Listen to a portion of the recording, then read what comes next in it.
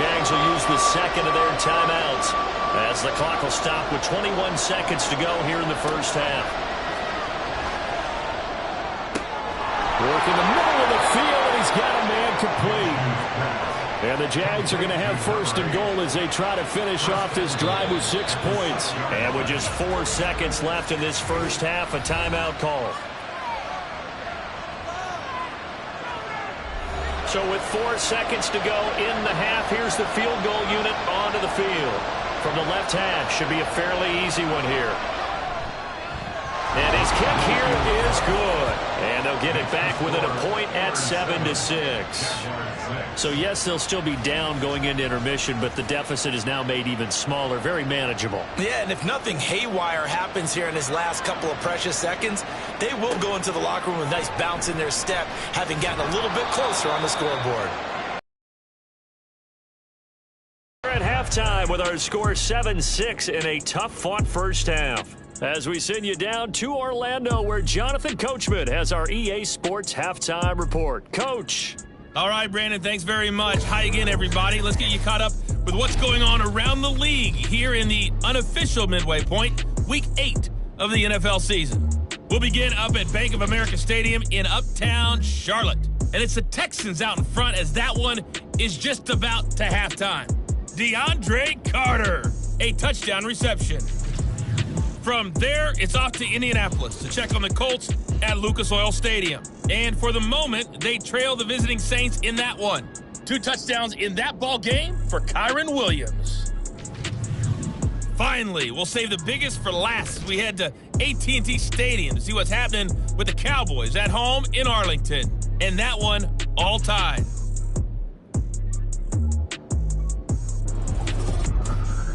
We got an excellent first half from the former MVP, Aaron Rodgers. He has a touchdown pass, and that amounted to the only touchdown of the game for either team thus far.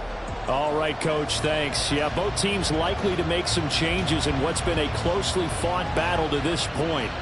So time for the second half as the Steelers have the lead, and they will also be receiving the football here to start the third quarter. And good coverage there on special teams as they'll get him down shy of the 20.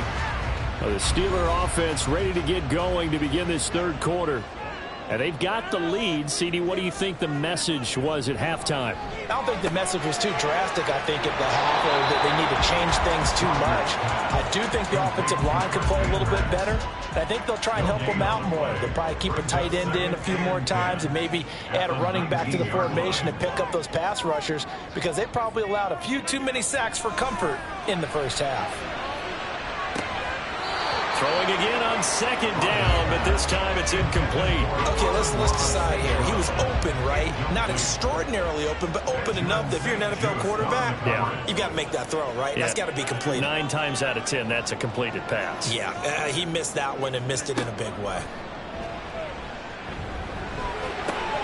Throw left side is complete on the diving effort. He continues to deliver a first down here. He had 4 catches in the first half, and this one number 5. And the key number on that play, 3. Third play of the drive, third down, spectacular catch, turns into a first down. First down saves him from a 3-and-out. Rodgers to throw once more. That's complete to Peoples-Jones. And he'll be taken down, but not before he works it past the 50. He's been a one-man wrecking crew these last couple of plays. This time 18 more and a first down.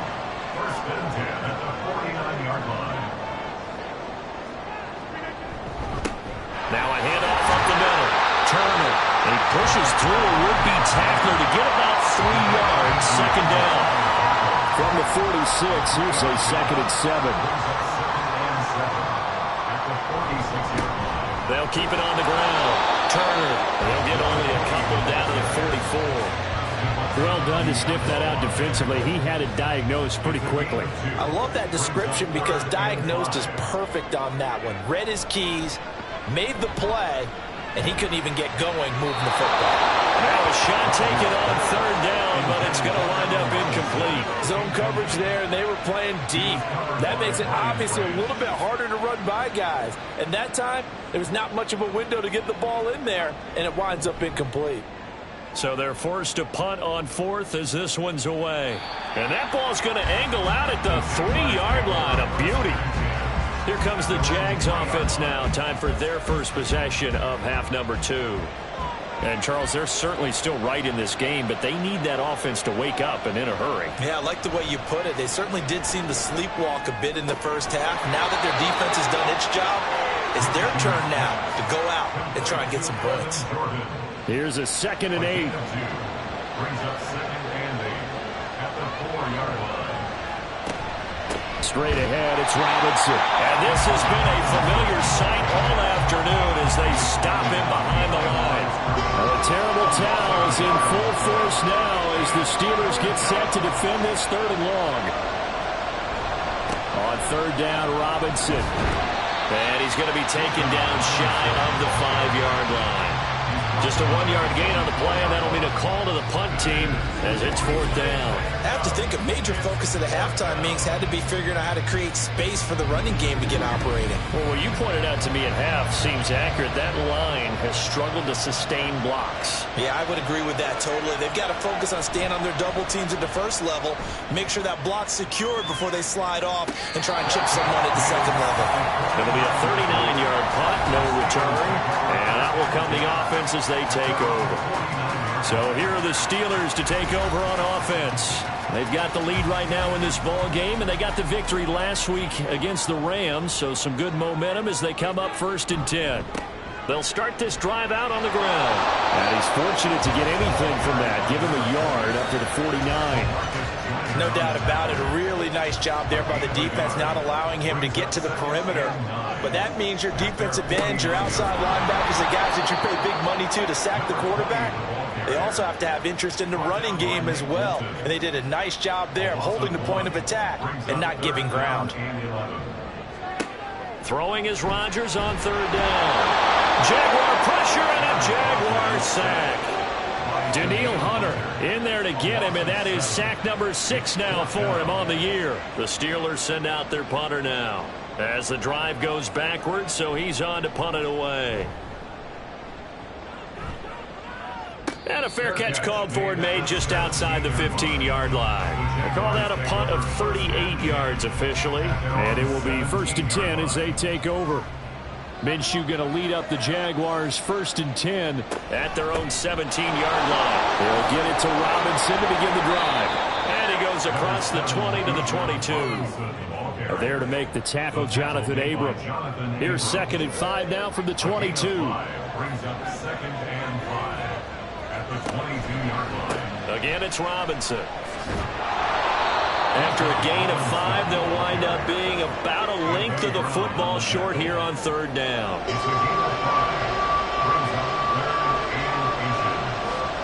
Minshew sets to throw. Going to Woods, but that pass is intercepted. Rayshon Jenkins picks it off, and his guys will take over at the 30-yard line. Certainly not his best throw that time, and not a good time to make it, Charles, when they were a nickel with 5 defensive backs on the field.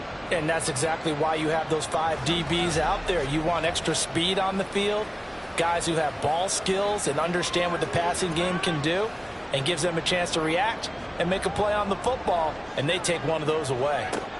So after the INT, it's Rodgers. And down he goes. They sack him back right around the 41-yard line. Taken down for the 5th time this game. Multiple defenders there to get him. This is a little hard for me to compute because I'm watching sack after sack happen, but somehow they're still behind in the game. I would expect all of this defensive pressure to translate to them taking a lead, and thus far, it hasn't happened. Time's winding down. They don't want to waste this type of performance from these ace pass rushers.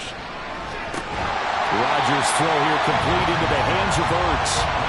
They get 11 back on that one. It leads to 3rd down. The chance of wasting this great starting field position, a real threat. This is 3rd and long. Rodgers now to throw. And it is caught. And he will have a Steelers 1st down as they're able to get the 3rd down conversion. 3 quarters have come and gone. You're watching the NFL on EA Sports. Back now in Pittsburgh. And we've got a dandy here. A 1-point game as we begin the fourth. So from the 17 now, here's a 1st and 10. They'll try the left side. It's Turner, and he's eaten up at the line of scrimmage. Might have gotten a yard down to the 16. Now 2nd and 9. Brings up 2nd and 9. At the Jaguars. To throw is Rodgers. And that'll be incomplete. Took a pretty good shot as he tried to pull that one in. Couldn't hang on, 3rd down. They'll come to the line here needing 9 yards to pick up the first. Now Rodgers on the bootleg. And the throw there going to be incomplete. So decision time now because a field goal keeps it a 1-score game. What are you thinking? Well, I'm looking at the down and distance, and that's where the issue comes in. It's not short enough that it's a no-brainer and you go for it. You have to analyze this one. To me, you take the field goal, take the points. I don't think you want to risk coming away with nothing. So they get the 3, but you wonder now, is that going to be enough? Excellent question, because when I look at the smiles on that side of the field, they're a little tight, aren't they? If they had scored a touchdown there, those would be big half-moon grins right now because they'd feel a whole lot better about their position. And a touchdown in the other direction, all of a sudden they're down. And not much happening on the return as he'll get this to about the 23. And out now comes Jacksonville as they get ready to go. And that last turnover could have proven more costly, but their defense only gave up 3. But now answering with a field goal doesn't do them much on this drive. They need to try and find the end zone. They'll start out here with a jet sweep. And that is not fooling anyone. He never had a chance to turn the corner there.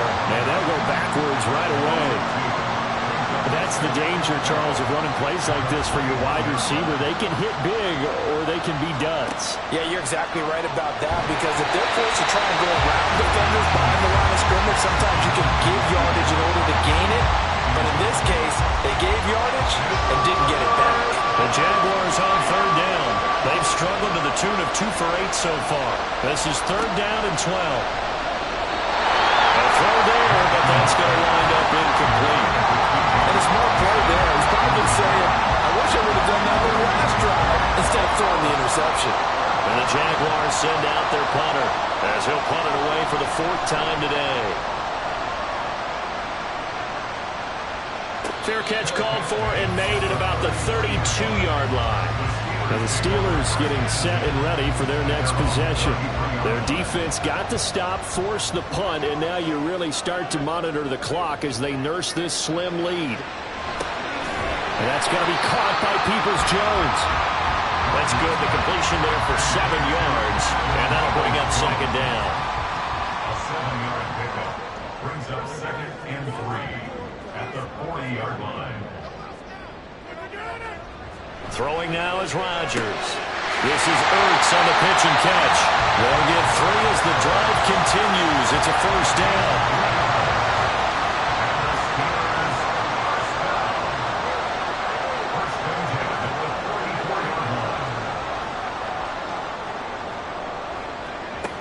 Working from the gun, Rodgers.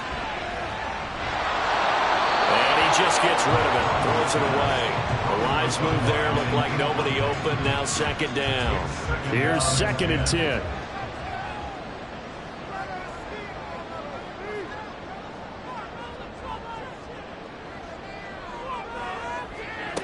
And again, it's Rodgers. And he knocks the ball away, and it falls incomplete. I think he's taking an awful chance with the football right there. You've got to lead, you've got to protect it, and he's taking chances putting it out there in a little bit of jeopardy. Especially in a spot like this, 4th quarter, as you said, trying to cling to that advantage. Yeah, that one probably should have been picked, Tom. Now yet another incompletion here as they fail to connect on 3rd. Critical play in this football game, because if they pick up the first there, that clock keeps rolling. Has to be a little frustrating for them because they know that if they pick up a 1st down there and continue to eat away at the clock, really increases their chances of closing this one out. Now they're likely going to have to give the football up and sweat it out on the sideline. A 41-yard punt there with no return, and it'll be Jaguar football as they take over deep in their own territory. Minshew and the Jags now with a 1st and 10 at their own 12-yard line. They begin the drive with Robinson. And not much here as he'll get it to the 11, maybe the 12-yard line. Just a yard on the pickup there, and it'll bring up a 2nd and 9. Brings up 2nd and 9. They'll run again here with Robinson. Call it a gain of 5 that time, and they'll be left with a 3rd and about 4. It's been a struggle this entire game trying to move the ball on the ground. But every now and then you find a little chink in the armor, and that type of run right there lets them know that they can't stop every single run for almost no gain. Able to find the open man. That's complete. And he goes out of bounds just shy of the 45. Well, that's one way to convert on 3rd down, picking up 26 yards. Tell you what, he's been able to put the ball in some tight spots all game long. That throw, no different. Yeah, a lot of people would call it a gutsy type of a throw. I think he looks at it as, I can do it, so it's not that big of a deal to me, and I'm going to keep firing. They show run with 3 tight ends here on 1st down. Here's Minshew. He finds his man. Complete. It's Ray. Call it a gain of 6 on the play, and that's going to bring up 2nd down. Brings up 2nd and 4 at the 50-yard line.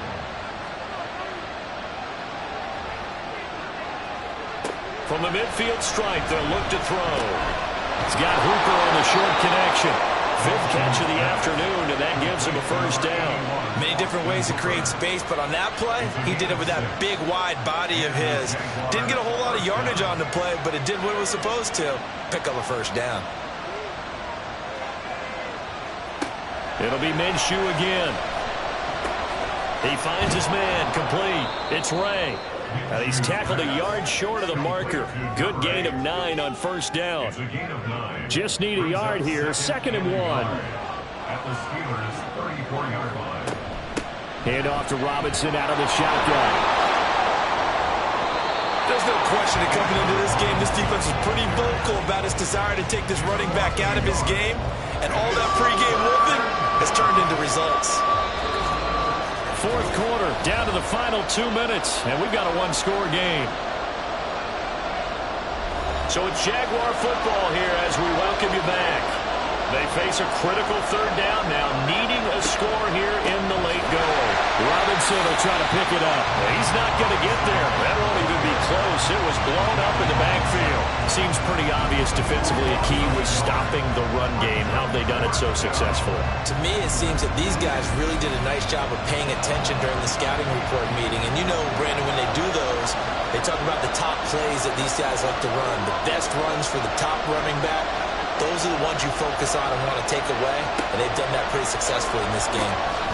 Pass taken in by his big tight end, and he is going to have a Jags 1st down. The defense a little lax there. They give up 9 on 4th and 4. Eluding the pressure right.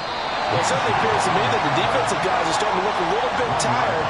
Well, he still has some fresh legs. Not the biggest game we've seen on a scramble, but still, some positive yardage on a play that initially looked like a sure win for the defense. And that falls to the ground, incomplete. A nice job of bodying him up defensively, and now it brings up 3rd down. Now Minshew. And he works his way past the line of scrimmage and then slides to a hole. The decision made for him. They've got to go. It's 4th down. He's got his target. That's complete. The Jaguars going to go ahead and use their 1st timeout as they stop it with 28 seconds to go in this football game. Minshew. He takes it across for the touchdown, and they've taken the lead late in the final minute of the 4th. Wow. Wow.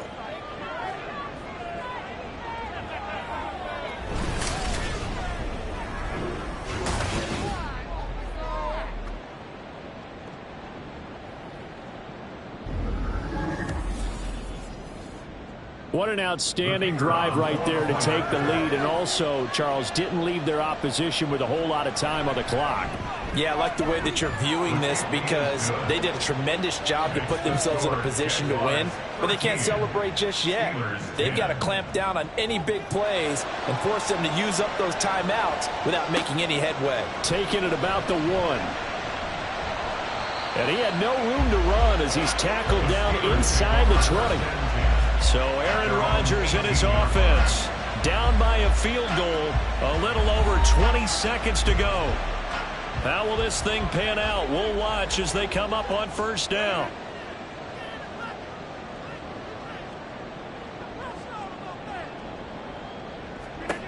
Back to throw, Rodgers. And that is incomplete. 16 seconds now on the clock. Another try, 2nd and 10 now.